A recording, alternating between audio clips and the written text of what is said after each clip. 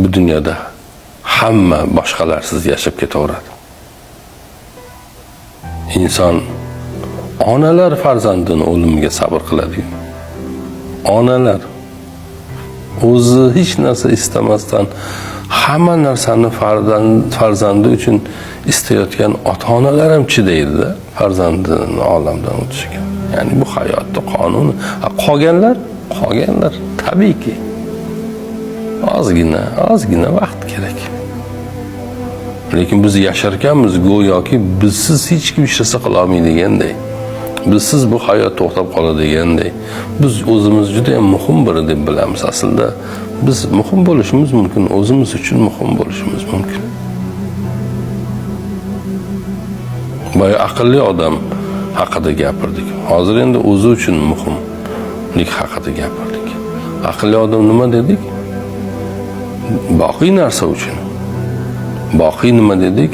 Ruh dedik. O'zini anglagan, koinotni anglagan bo'ladi. O'zini boshqarish, ya'ni nafsni boshqarish, koinotni boshqarish degani. Uning uchun qiyindir bu ish. Uning uchun bizga bir vaqt berilgan. Bo'lmasa sinovimiz 1 yilga ham cho'zilishi mumkin edi. Umringizni yashang.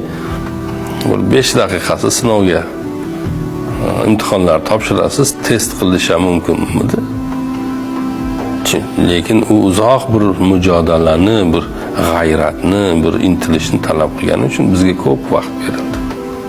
50 yil, 60 yil, 70 yil, kimgadir kamroq, kimgadir ko'proq, lekin bir muddat bor. Bu kurash nimaligini anglab yetish va bir qadar kurashni o'rganish va o'zini tanish uchun bir muddat bor. Lekin biz aytsak, yo'q, men zotan nima boqiy, nima foniy, men nima ishim bor, meni shimimni dazmolga putur etmas kerak. İnson ajoyib. Muhtasham odamlarimiz. Qabrga qo'yilayotganda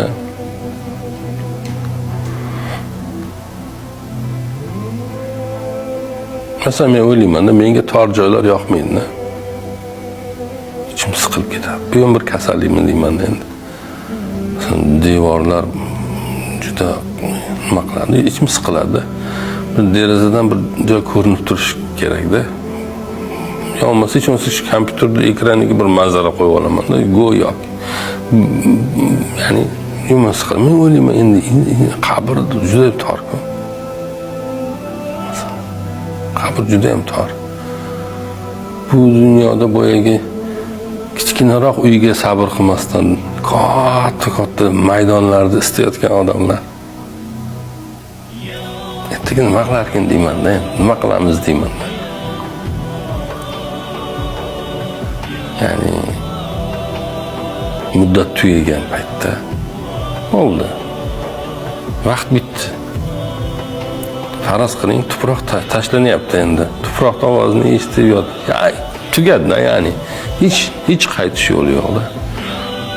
Yolvorsa, Allohim meni kechirgin, ozgina vaqt ber. Meni qaytar. Nimalar deb yolvormaydi deysiz. Nimalarga tayyor bo'lmaydi inson, lekin kechda. Kech. Alloh marhamat qilsa bandalarga. Shunday qaytib uyg'onib ketadi va bu yashaganlari tush bo'lib chiqadi. Va ibrat olib endi o'zini to'g'rilaydi.